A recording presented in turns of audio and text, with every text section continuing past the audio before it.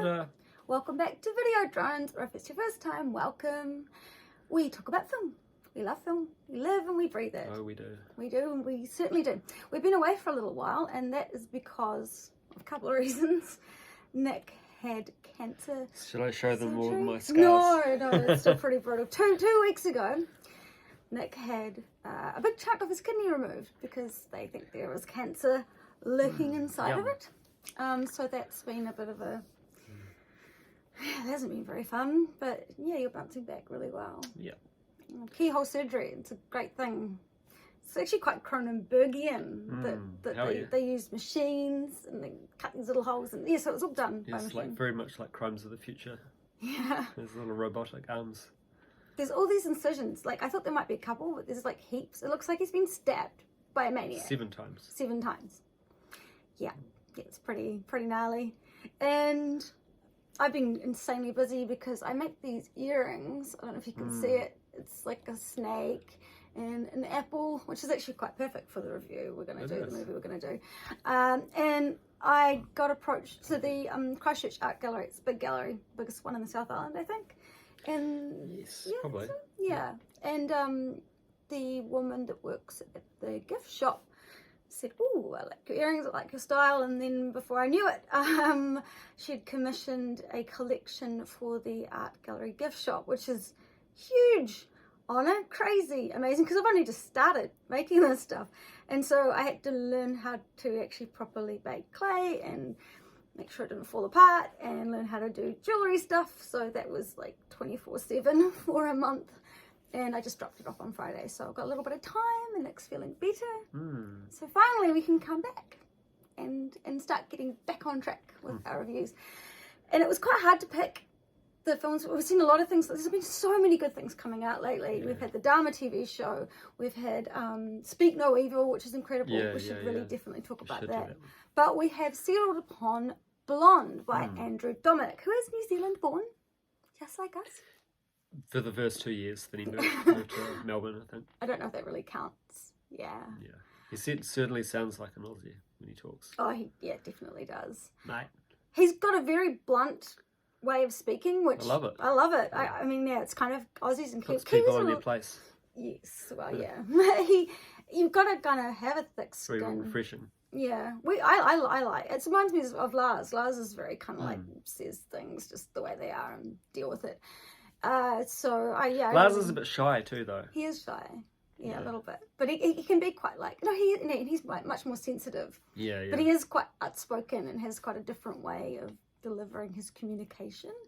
But I really appreciate that kind of... Yeah, I think Andrew is quite sensitive in his own way. Like he keeps talking about trauma, actually. The thing that links all of his, I shouldn't say all of his films, because he's notoriously kind of only has made like few films, Chopper, The Assassination of Jesse James, and Killing Them Softly. So only 4 films now. But he's been making... He made a music video for Crowded House in '94, Fall at Your Feet, or whenever it was in the early 90s. So he's been making films since then, but you'd think he'd have heaps of films. But anyway, all of those films, he has sort of said in all the various interviews I've been watching that they are sort of about trauma in some way.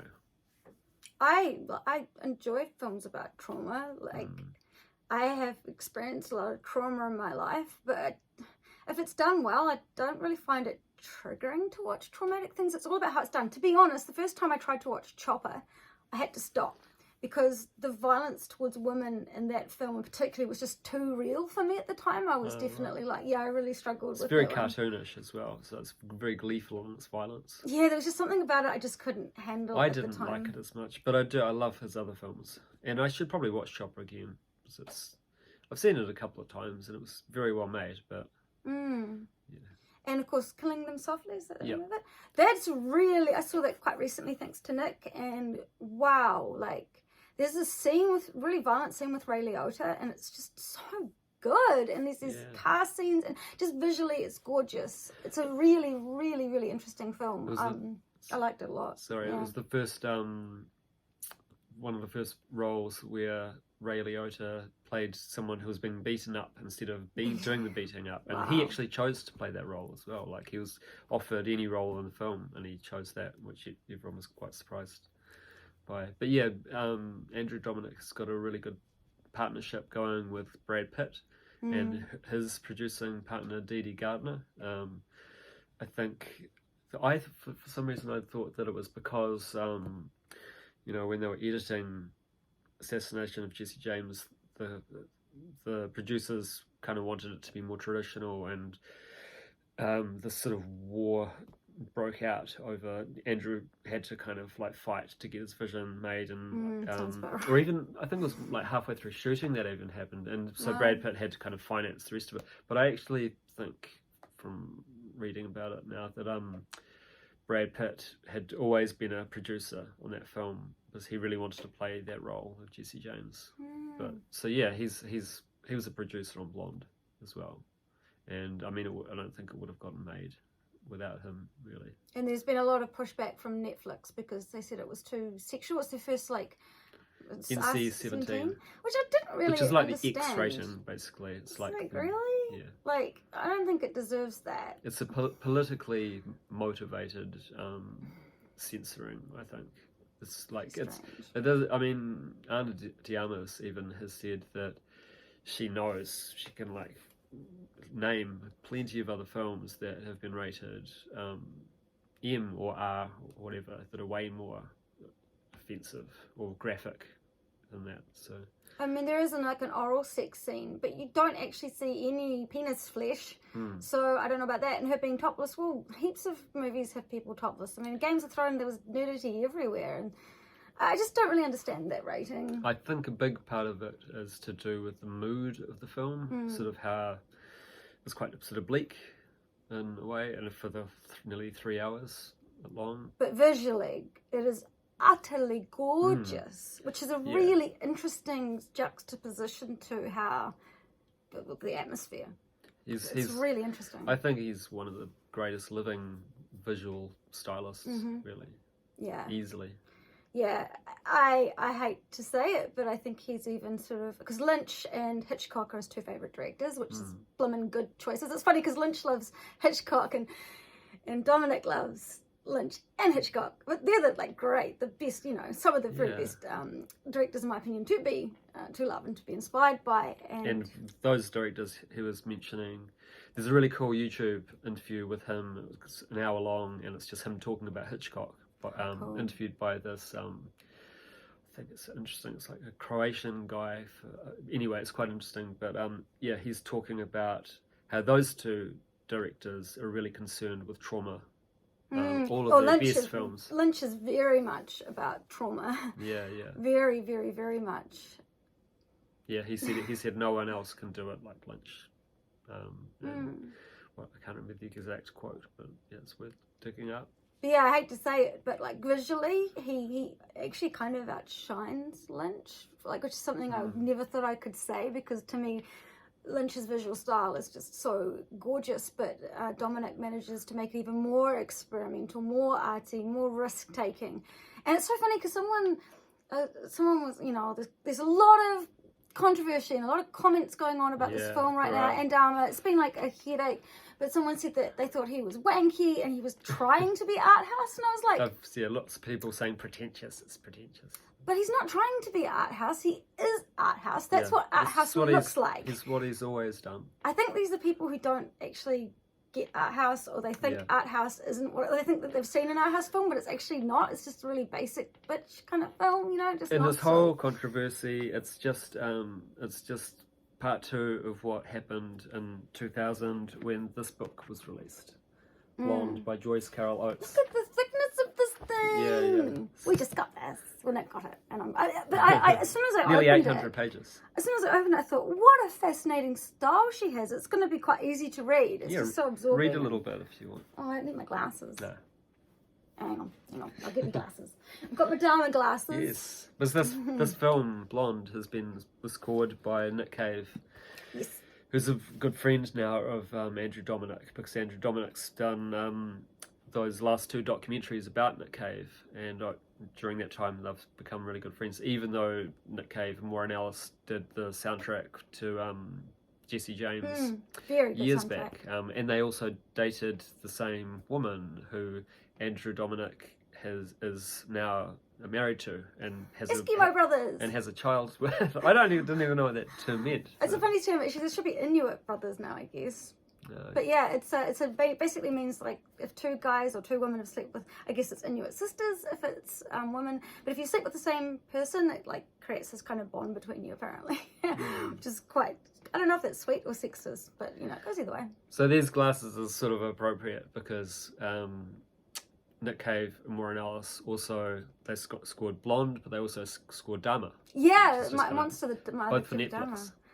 Boy, they are such a good combo. I'm not a huge fan of Nick Cave, but when he's working with Warren Ellis, I'm like, oh, yeah, I've never been a big fan of his songs. I've always sort of liked his ballads, but he doesn't do that all the time really. But he's growing on me. I've got to say, he's actually growing on me. Because he's been watching documentaries that Andrew Dominick shot about Nick Cave after he really tragically lost his sons. Not just one son, he lost two of his sons. He was asked by Andrew Dominick to help them record them, kind of recording their album Skeleton Tree, which was they were halfway through it when his son Albert died, I think. Alfred died, fell off a cliff in Brighton where they were living on acid, accidentally. 15-year-old on acid, that in itself is freaky, but the idea that he actually perished. So that film's all about grief, really. It's called One More Time with the Feeling. Great title. And then, yes, from a lyric, one of the songs. And then, so... 6 or whatever years later, because of COVID, they really wanted to tour their next album, Ghost Teen, which is also still about grief, but a little bit more upbeat. And they couldn't tour that album, so they wanted to kind of film a live concert version of it just for their fans. Makes sense, and they made this film, and then I think just after they'd finished shooting it, Nick Cave's one of his other 4 sons died. We don't know yet why he died, but he was he struggled with drug abuse and was schizophrenic. So who knows? That's So they're very These later 2 albums are actually really beautiful. I like those way more than anything else he's done. And to bring it back to the soundtracks, these albums are a lot more sort of synth-based and ambient. So, which of course they totally reminded us of Angelo Badalamenti. So I mean, he's one of our favourite composers, and he is the heart and soul in in Lynch's films. And when we heard the song from Blonde that had been released before the film came out, Pearly, we were just like, oh, I got goosebumps because it was so Badalamenti and it was so beautiful. Like Badalamenti at his best, Mark Commode, I don't know if he compared them being quite similar, but I do think Blonde is extremely similar to Fire Walk with Me. It's about this beautiful woman who seems to have everything, but her life is falling apart. She has these secret addictions. She has terrible things happening. It's all about the trauma and the death. I mean, everyone from, with Twin Peaks, it was the whole catchphrase was who killed Laura Palmer. So that, like with Marilyn, we know that she killed herself. And with Laura, you know that she's going to die. So there's a lot of parallels between those two films. And Dominick, whether he knew it or not, or will admit it or not, I can sense Fire Walk with Me definitely. I think Lynch is in his blood. I think so. Definitely. I mean, to a lesser extent, Mulholland Drive too. If you want to. Yeah, a couple of moments there, I was like, "Whoa, that's like Mulholland Drive." Yeah. Okay, wow. There's a 5-minute video on YouTube that you should check out where Andrew Dominick just talks about Mulholland Drive, which is one of his favourite films. Yeah, I need to see that. I still don't think that's the best of Lynch's films. I know that it's great, it's fantastic, but it's not my favorite. But it's grown on me a lot since I first saw it. I love all of his films, but I mean, it definitely wasn't we were saying the other day, our sort of sweet spot for Lynch is the early 90s, really. And not so much Twin Peaks, but more his films like Blue Velvet is... The return is so amazing. Yeah, I love that. But Blue Velvet is one of the most perfect films ever made, in my opinion. But Wild at Heart and Fire Walk with Me, those are my three favourites. Holy Trinity of Lynch. Yeah, I'd say the same. I'm just going to quickly read a little bit from this book. And now, a lot of people don't seem to realise that Blonde is not a biography.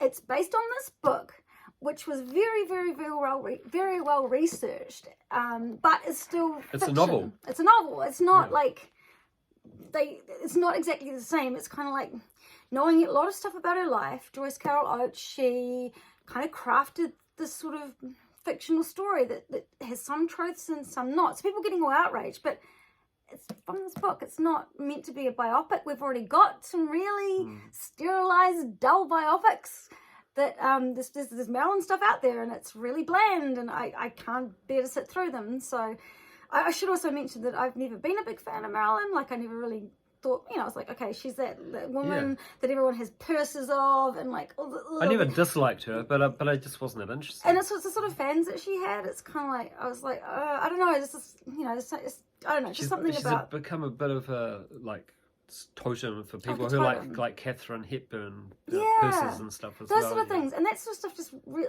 Audrey Hepburn is Audrey Hepburn.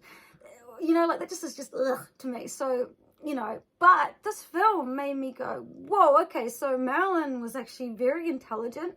She was treated really badly by the industry, like there's no doubting that. She actually really wanted to be a serious actress and had the chops to be a serious actress, but she just never really got the opportunity. She came close with The Prince and the Showgirl. Yeah, you should watch that. Showgirl? Andrew Dominick, that, who did Blonde, he said in the latest issue of Sight and Sound magazine, he has said that it's, in his opinion, one of the greatest performances ever.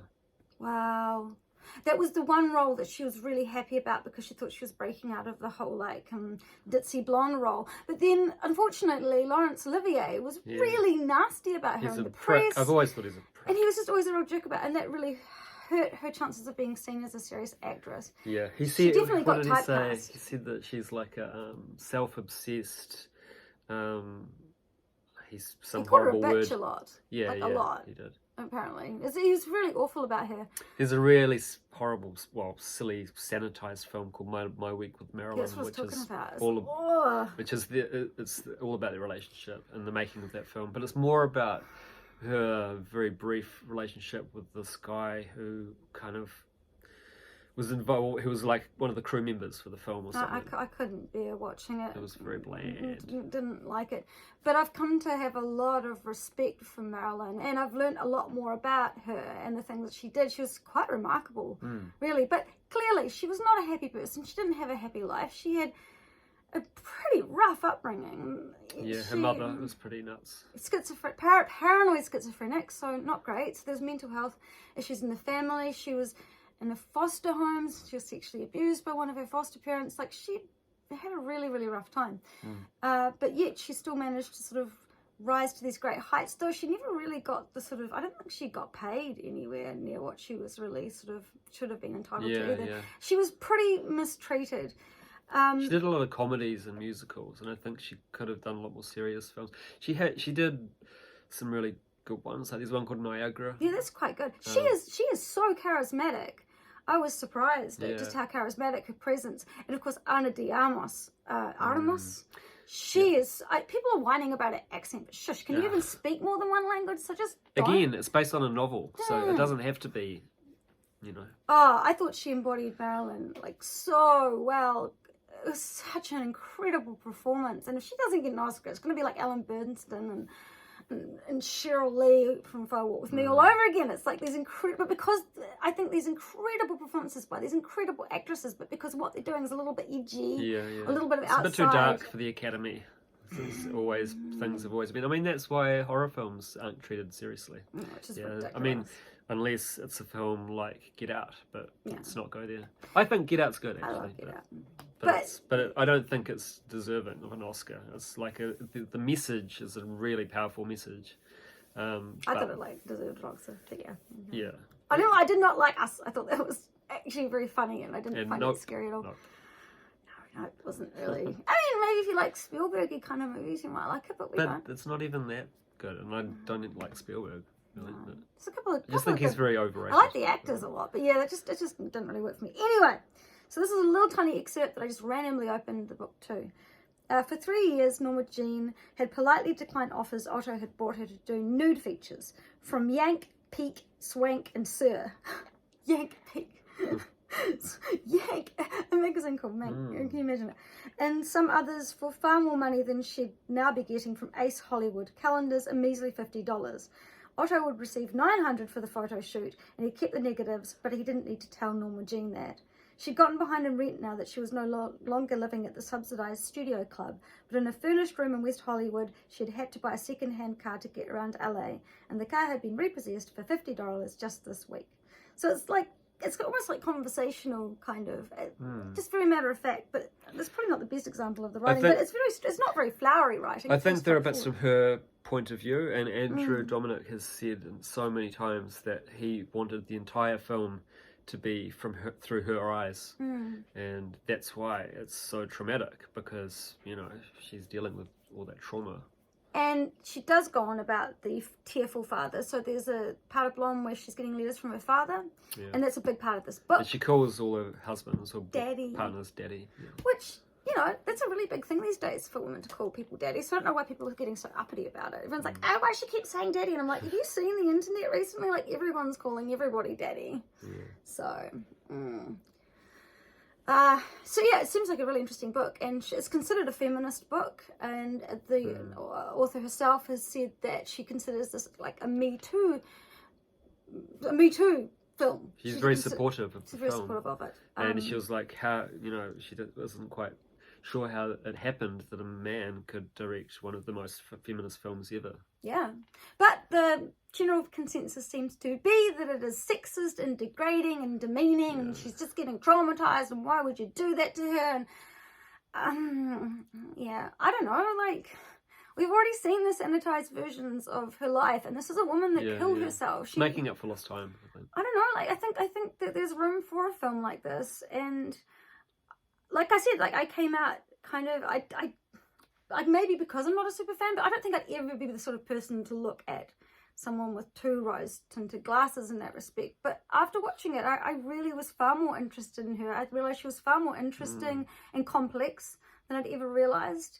And I don't know, I thought it was quite, it was sad, but it was quite beautiful. Yeah, very sad. Very similar kind of... Very beautiful. The ending particularly really did remind me of Fire Walk With Me. There's a certain beauty to it. And gosh, it's just gorgeous. The last quarter of the film is very sort of hallucinatory.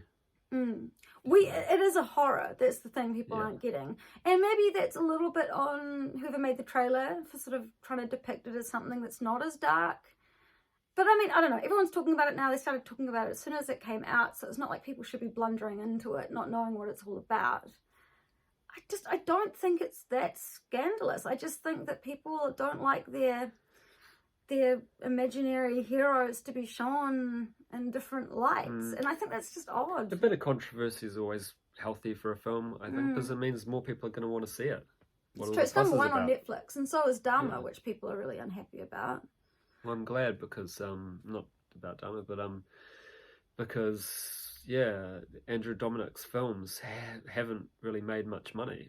I did something that I've never ever done with any director before yesterday, and just looked at, like what the budgets were and the gross for the films, and actually Jesse James did make some money over time, because it's developed this sort of cult following, so it's probably on the home box office or whatever, it's made some money. But his other films, and I think so they've made more than I thought they had. You think a movie with Brad Pitt would be really successful? But it's a bit too dark and edgy. It's like they want to see a certain Brad Pitt. They don't want to see him like. And that makes sense. We just watched the Assassination of Jesse James last night. Again, I've seen it. I haven't seen it before.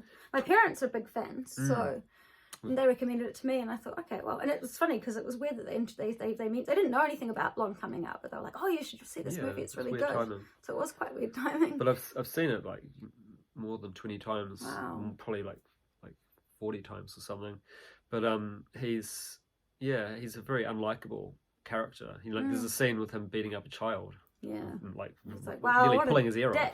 off. It's actually there was a review by Mark Kermode that basically said that this is a horror, it's very dark. Yeah. So as soon as I heard that, we got really excited because I thought this is not just going to be some dumb Marilyn flick that's sort of been done before. This is going to be something different. Okay, I knew it would be different. Dominick is actually doing Andrew Dominick, but I did call my parents and say, hey, by the way, there's this new film coming out by, you love The Assassination of Jesse James by the coward Robert Ford. I know you really like that, and you'll see there's a new film coming out by him, but apparently it's quite dark and it's more of a horror, so I just thought I'd give you a heads up because it might not be your cup of tea. I definitely don't think it would be their cup of tea.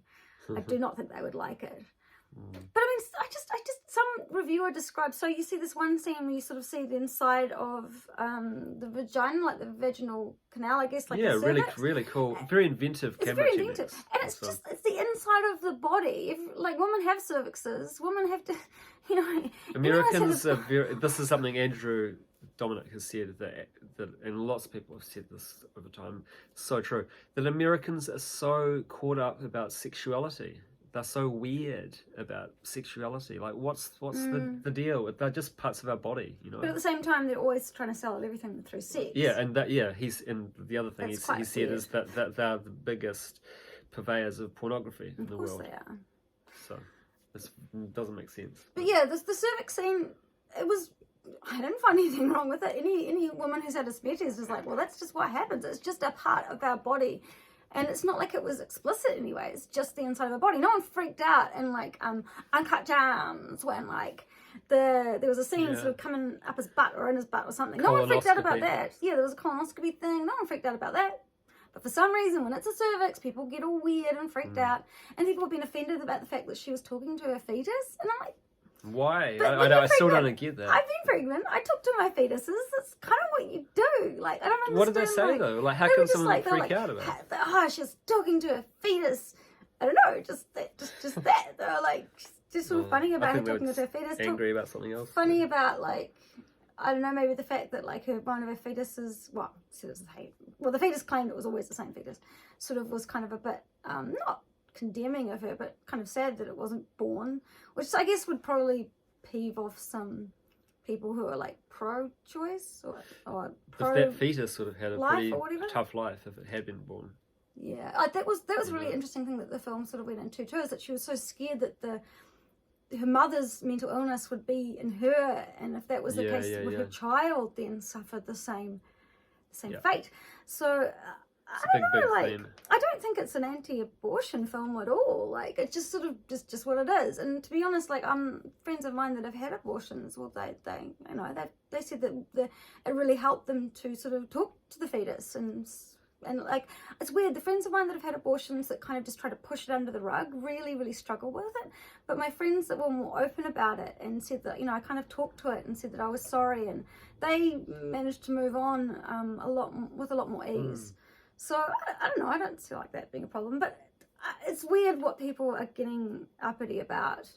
It's hilarious, actually. It's quite stressful. So ridiculous. It's like you shouldn't let it get to you. Because like I don't know if there are any other women anywhere maybe that actually like this film. Yeah, there are. I have read there some are. Okay, good. Like because so far it's all been like, it's like universal. It's like you're not a proper lady unless you hate this film, but... I don't know. I know it's not for everybody, but... It's just so ironic, because it's a feminist film. Yeah. And people are saying it's a sexist film. It really is. A powerful feminist film. And I think it really... It could have done more to show how bright Marilyn was, but she was always reading, and she loved Dostoevsky, and she mentions Chekhov's plays, so I don't think it was, like, not saying that she wasn't surprisingly bright. She didn't come across as being really dumb or anything like that.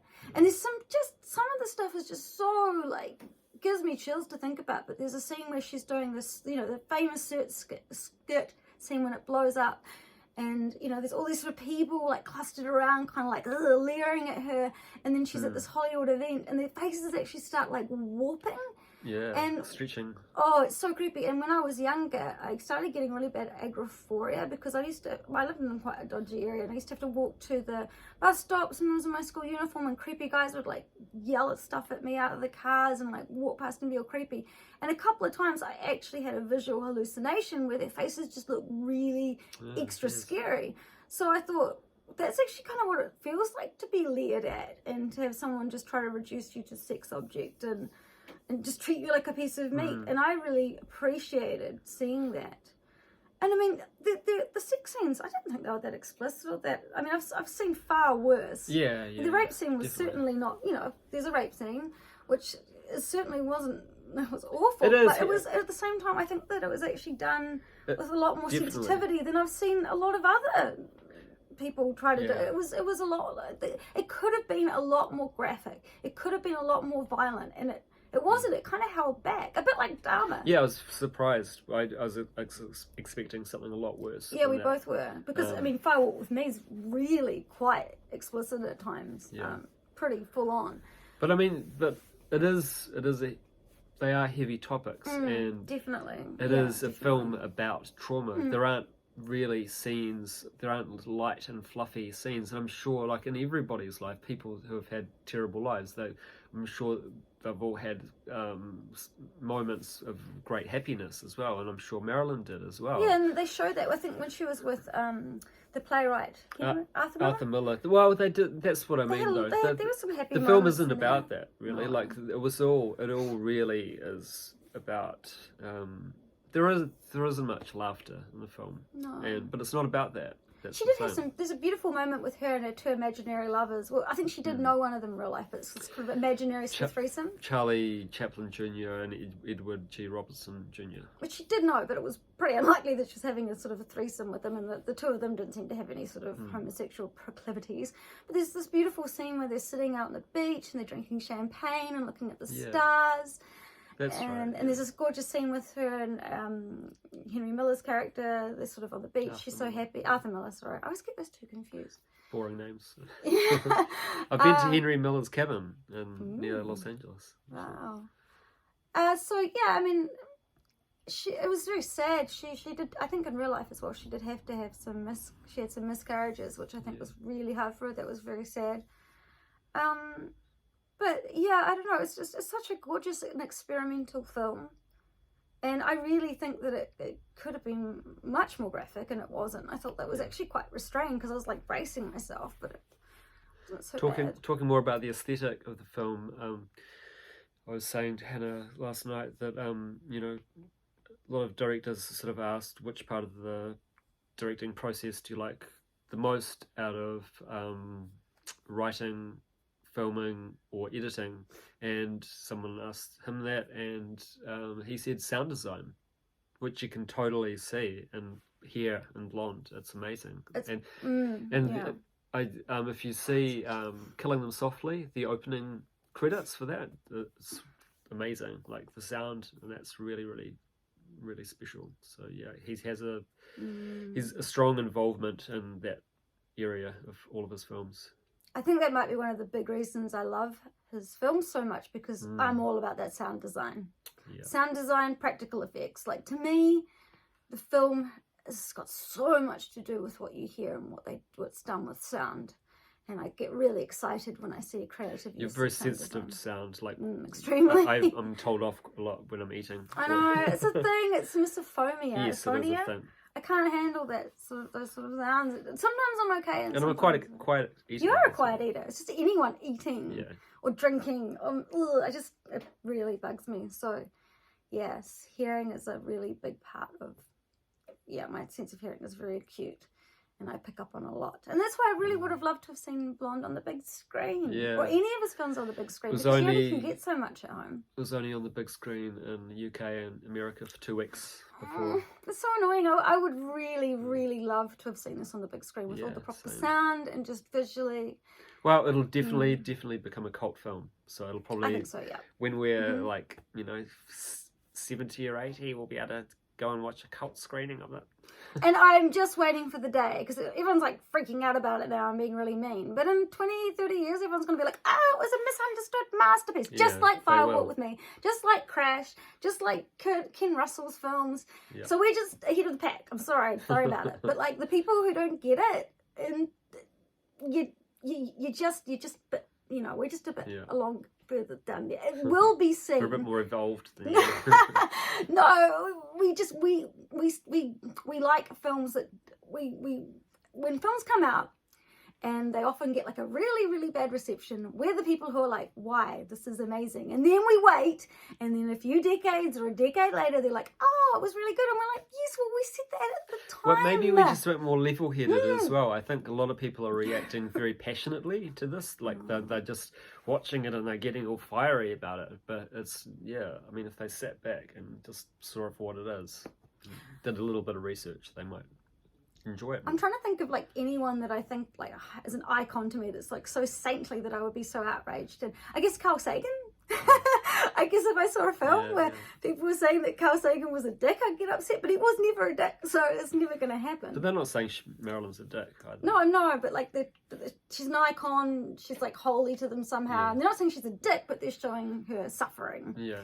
Which apparently you're not allowed to do, even though she did. You'd probably like Carl even more. I think he was shown as a sensitive human being like that, wouldn't you? Well, yeah, of course. Yeah. Like, I don't know, it made me, it didn't make me think that Marilyn, I just don't get when people were saying that it makes Marilyn look bad, because I did not get that at all. It made me go, wow, okay, Marilyn was, I know it's fictionalized, but there are elements of that just made me put together. I'm like, wow, she's just so much more interesting than I thought. And it's not like overly fictionalized. It's just a little bit of a little bit of distortion of the which truth. Is what I think gets so many people. They're really expecting it to be like her life, and they're just taking little bits and sort of playing with narrative.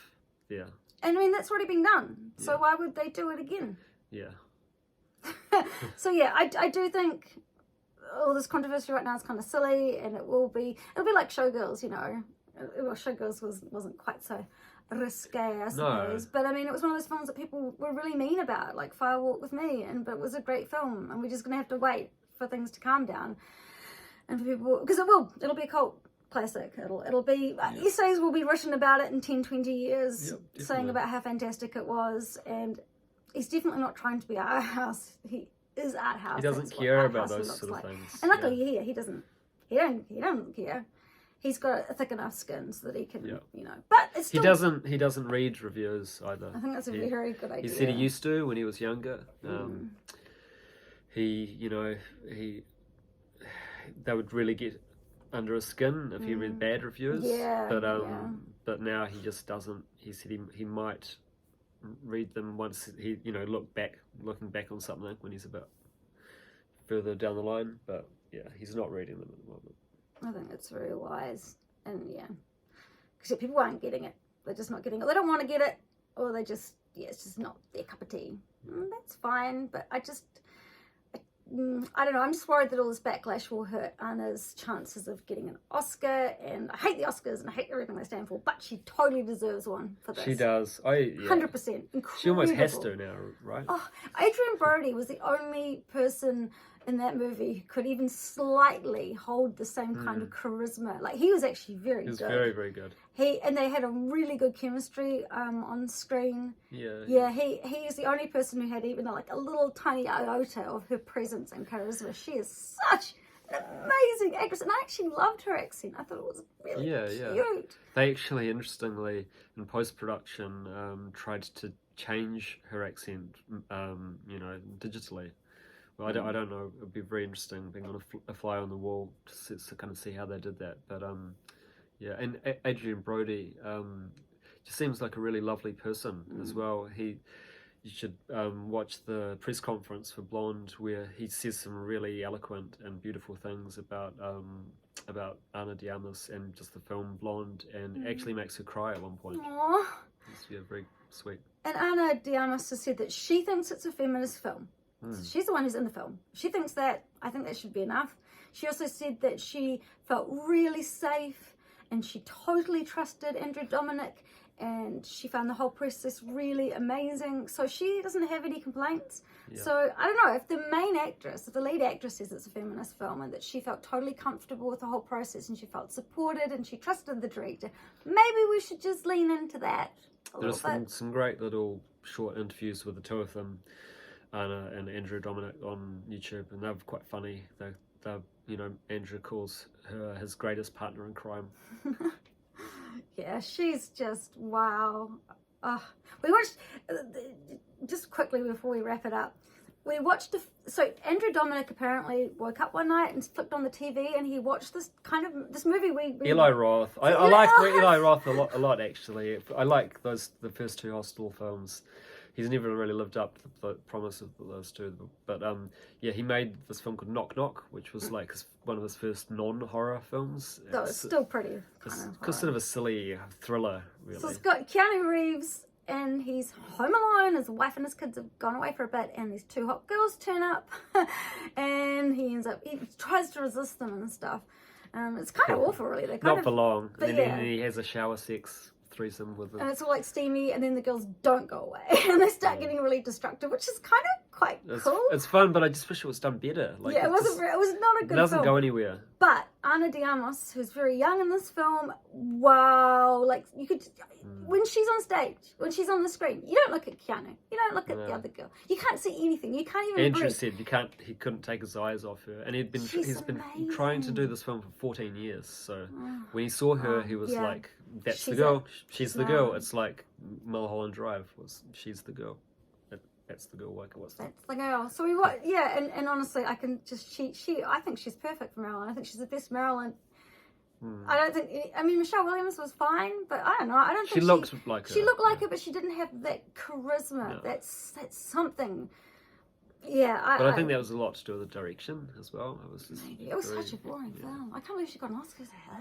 That's a real Oscars type of film. That's the thing. Like they have a type of films. The Academy. It's like, what was the one that she was in, where she was in that abusive relationship and there's all that fighting going on? Who's in it? Michelle Williams. Oh, Blue Valentine is amazing. Yeah, she's an amazing actress. Derek Cianfrance, he's a great director. I definitely think there are other films she should have gotten an Oscar for, but I didn't see it with Marilyn. Yeah. Her role as Marilyn. So I don't know. I don't think I think Ana de Armas is the most perfect Marilyn. I think she has the same kind of charisma. I hope she gets lots of really, really cool roles after this, because she will. She's so amazing. I am like a huge fan of her now. Like huge. I think she's just. She said it changed her life making this film, and it will totally. I'm scared for her though, all this backlash, because like she just did a really, really good job.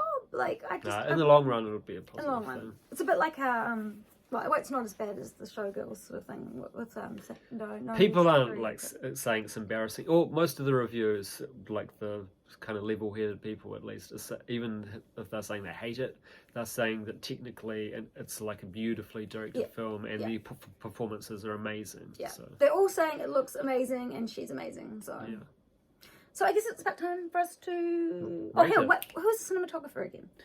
Oh god, I can't remember their names. Like, isn't it a new cinematographer? Like someone who hasn't done a lot of stuff before? Yeah. He sort of works with people who he does a lot of music videos and a lot of ads.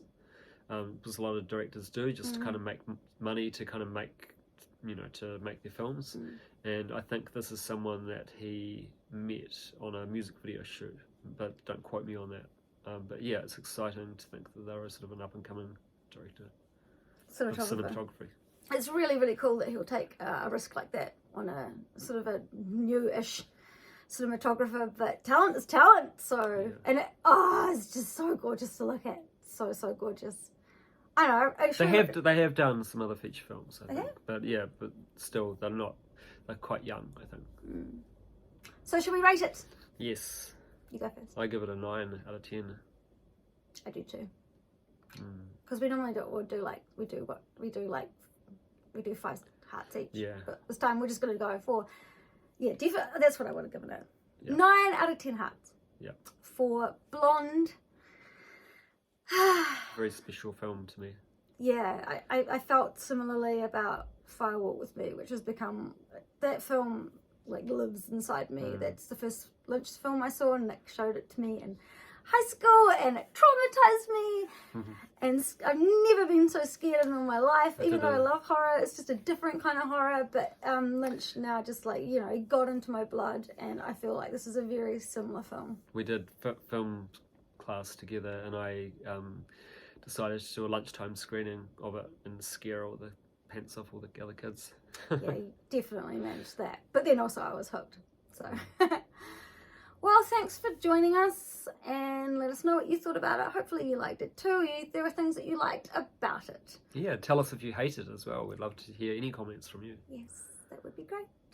And yeah, if you want to buy my earrings, just you know, just let me know, because I do these little custom pieces, just one-offs. I can't do anything the same twice because I have ADHD and that would drive me crazy. So I do one-off, cool, custom pieces, and they're getting sold in an art gallery, which is pretty damn cool. And Nick's all healing up, so things are good. Feeling better. Very good. And I don't know if it'll be for our absolute next video, but soon we're gonna look at doing some top 10 lists, because the Sight and Sound magazine do a poll that has like, you know, a lot of people have sort of said that Vertigo is the best film of the 20th century, and Mulholland Drive is the best film of the 21st century, and those Sight and Sound polls are responsible for that. So I think it's, you know, it'd be fun to do our own. Only fair lists. we do our own ones, mate. Yep. Yeah. So. So that'll be fun. It will be. Compiling. It's going to be so hard to pick 10. It will. There's definitely going to be like a Studio Ghibli film in there, though, amongst all my like intense ones. Yeah. See, I haven't seen many of their films. No, but some. I've seen some. Yeah, you need to probably watch Nausicaa of the Valley of the Wind. I don't like all just disturbing trauma movies. I like all kinds of films. So that's it for us. I hope you guys have a great week. Yes. And we'll see you next time. See you. Bye.